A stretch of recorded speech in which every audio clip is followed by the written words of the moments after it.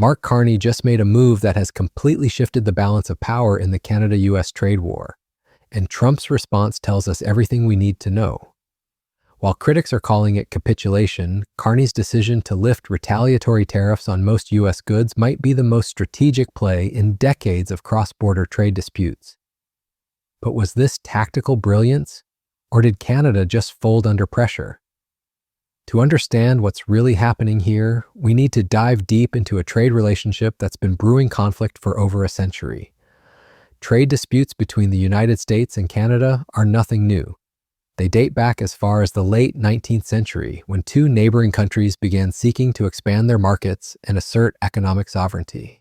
What started as simple border disagreements has evolved into a complex web of conflicts involving accusations of unfair subsidies, protectionist tariffs, and more recently, concerns over national security, fentanyl, and border security.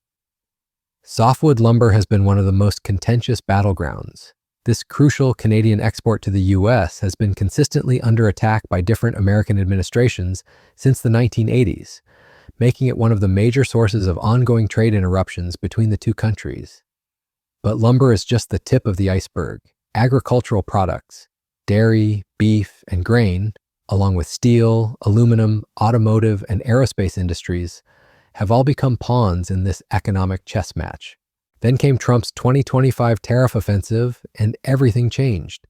The U.S. administration didn't just impose new tariffs, they violated the existing Canada-US-Mexico trade agreement, known as CUSMA, by targeting products that were supposed to be exempt under the deal's provisions.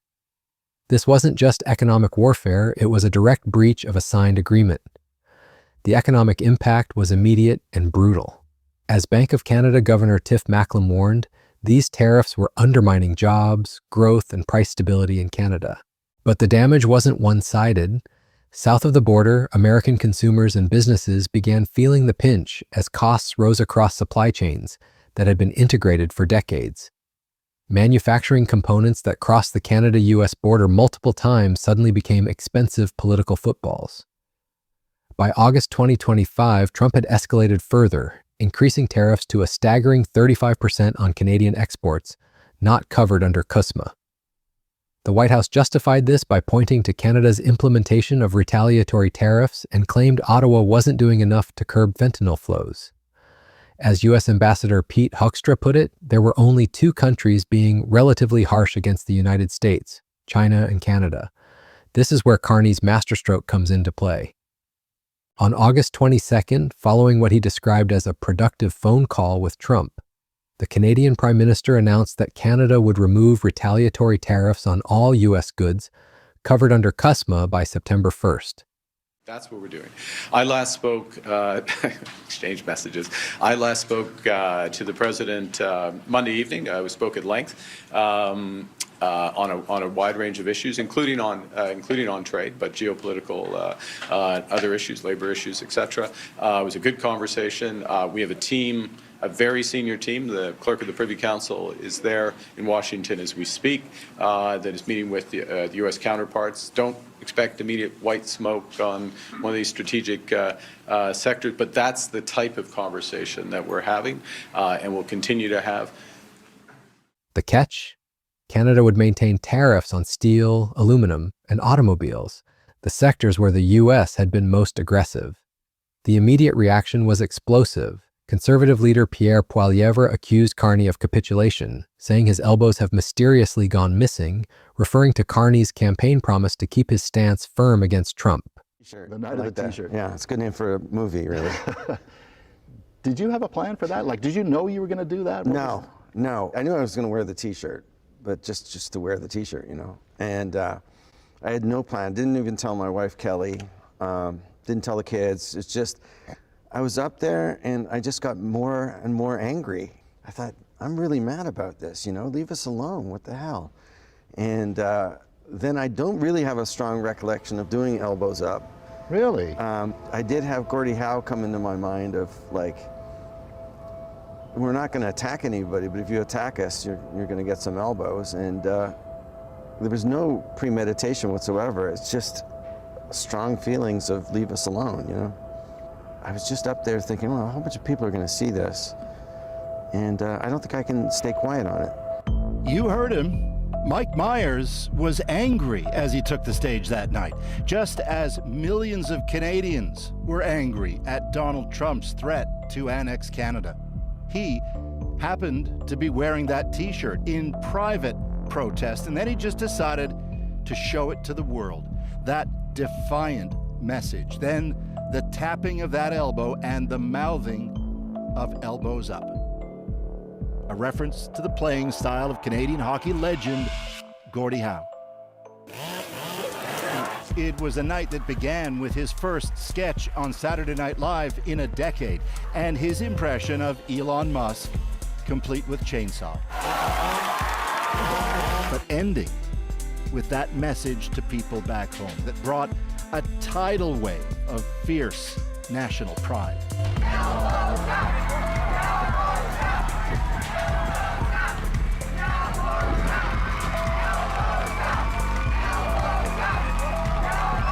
The next day I got a call from my brother saying, it's blowing up. And I'm like, what's blowing up? Oh God, did Elon, yeah. And it was like, no, the elbow's up. And I was like, oh yeah, I did elbows up, that's right, yeah. I don't know, I was very surprised by it, but very also happy that it wasn't just me who was feeling like something has to be said. And it just kept growing. Elbows up caught fire everywhere. I want to tell you about a new hero of mine, a new Canadian hero. Mike Myers has been so inspirational. Not only did he wear this shirt and shake it with pride. Union leader Lana Payne called it a mistake, arguing that walking back counter tariffs isn't an olive branch. It only enables more U.S. aggression. But here's what the critics are missing. Trump's response revealed everything. We want to be very good to Canada, Trump said in the Oval Office. I like Carney a lot. I think he's a very good person. This wasn't the language of a victor. It was the tone of someone who suddenly saw an opportunity for a deal. Carney's strategy is more sophisticated than it appears on the surface. By removing tariffs on 85% of Canada-US trade while maintaining them on the most contentious sectors, Canada accomplished several things simultaneously. First, it provided immediate relief to Canadian consumers and businesses suffering under the trade war's inflationary pressure. Second, it demonstrated good faith commitment to CUSMA, the agreement Trump had been violating. Third, and most importantly, it shifted the narrative from confrontation to cooperation. The numbers tell the story. Under this new arrangement, Canada maintains the lowest average tariff rate among all U.S. trading partners at just 5.6%. Over 85. Okay, well, let's go to results. Right now, we have the best trade deal of any country in the world. Okay, those are results. We think it can be better, and we're working to make it better, but to be absolutely clear, 85% of our trade with the United States is tariff-free. Nobody else is in that position. Our average tariff is about 5.5%. That's the lowest average tariff of any country in the world. So right now we have the best, but we have real issues. Without question, we have real issues in steel, in aluminum, in forest products, in autos, potentially in pharma, copper, some other sectors. So there's these strategic sectors that the U.S. has focused on, where we have issues, and as well. 5% of Canada-US trade continues to flow freely, preserving the integrated supply chains that both economies depend on. Meanwhile, Canada retains leverage in the sectors that matter most: steel, aluminum, and autos, industries that support over 500,000 Canadian jobs. But Carney isn't just playing defense. He's buying time and positioning Canada for the USMCA review scheduled for 2026.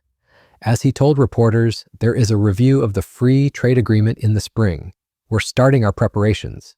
This isn't surrender, it's strategic positioning. The broader context makes Carney's move even more impressive. Unlike other countries that have simply absorbed Trump's tariffs, Canada and China were the only nations to retaliate meaningfully.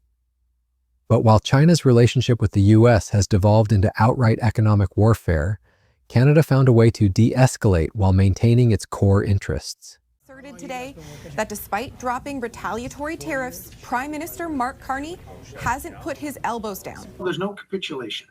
Let's be clear, zero. Never That's not happening. We're trying to match exactly what the Americans have done. And trade talks are ongoing. Consider the alternative scenarios. If Canada had maintained its hardline stance, the trade war could have escalated further, potentially damaging the very industries Canada was trying to protect. Small businesses, already struggling with higher costs, might have faced even more pressure. The Canadian Federation of Independent Businesses reported that nearly 20% of small businesses were at risk of shutting down within 6 months due to tariff pressures. Instead, Carney created space for negotiation. Trump's positive response suggests that the U.S. is now more willing to engage in substantive talks about resolving the remaining trade issues. The fact that both leaders agreed to reconvene shortly indicates that momentum is building toward a more comprehensive resolution. The timing is crucial. With the USMCA review approaching in 2026, Canada needed to demonstrate that it could be a reliable partner while still defending its interests. Carney's move accomplishes both objectives. It shows flexibility and good faith while maintaining pressure on the sectors where Canada has legitimate grievances. There's also a domestic political calculation at play. While critics like Guy Poilievre attack Carney for abandoning his tough approach, the reality is that most Canadians were bearing the cost of the trade war through higher prices and economic uncertainty. By providing relief on 85% of trade while maintaining tariffs on strategic sectors, Carney can claim both toughness and pragmatism. The international implications are equally significant. Other countries watching the Canada-US trade relationship are taking notes. Carney's approach demonstrates that it's possible to stand up to Trump's tariff threats while finding ways to de-escalate when opportunities arise. This could become a model for other American allies facing similar pressures. But perhaps the most important aspect of Carney's strategy is what it reveals about the changing nature of trade relations. Ion ships in the Trump era. The old assumptions about free trade and multilateral agreements are being challenged. Countries need to be more agile, more strategic, and more willing to adapt their approaches based on changing circumstances. Carney seems to understand this new reality. Rather than treating the trade relationship as a zero-sum game, he's looking for ways to create mutual benefits while protecting Canada's core interests. This isn't weakness, it's sophisticated statecraft in an era of economic nationalism. The proof will be in the results. If Carney's gambit leads to a broader resolution of the trade disputes, particularly on steel, aluminum, and autos, it will be remembered as a masterful diplomatic move. If Trump takes advantage of Canada's flexibility to push for even more concessions, critics will have their vindication. But early signs suggest Carney read the situation correctly. Trump's positive response, the agreement to continue talks, and the preservation of Canada's leverage on key sectors all point to a strategy that could pay dividends. The fact that Canada maintains its position as America's most favored trading partner, even in the midst of a trade war, speaks to the underlying strength of the relationship. What's particularly impressive about Carney's approach is how it balances multiple constituencies. Canadian businesses get relief from tariffs that were raising their costs. Consumers benefit from lower prices on imported goods. Workers in steel, aluminum, and auto industries see their government still fighting for their interests. And Canadian taxpayers avoid the economic drag of an escalating trade war. Meanwhile, the U.S. gets what it says it wanted: a trading partner that's willing to work within the CUSMA framework rather than undermining it with blanket retaliation. Both sides can claim partial victory, which is often the foundation of sustainable agreements. The historical context makes this even more remarkable. Canada and the U.S. have been through trade disputes before, but rarely has a Canadian leader managed to de-escalate tensions while maintaining leverage so effectively. Previous approaches often involved either complete capitulation or stubborn resistance that led to prolonged economic damage. Carney found a third way. By selectively removing tariffs while maintaining them on strategic sectors, he created a framework for ongoing negotiations while providing immediate economic relief. It's the kind of nuanced approach that recognizes the complexity of modern trade relationships. Looking ahead, the real test will come in the negotiations over steel, aluminum, and autos. These are the sectors where both countries have legitimate interests and where compromise will be most difficult. But Carney's move has created the political space for those negotiations to happen in a less hostile environment. The broader lesson here is about the importance of strategic flexibility in international relations. Rigid positions might feel satisfying politically, but they often lead to prolonged conflicts that hurt everyone involved. Carney's willingness to adjust Canada's approach based on changing circumstances deepen Stridey's sophisticated leadership in a complex situation.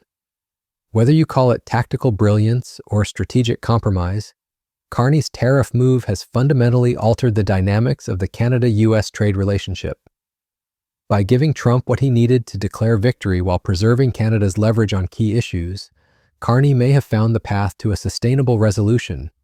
The coming months will reveal whether this gambit pays off.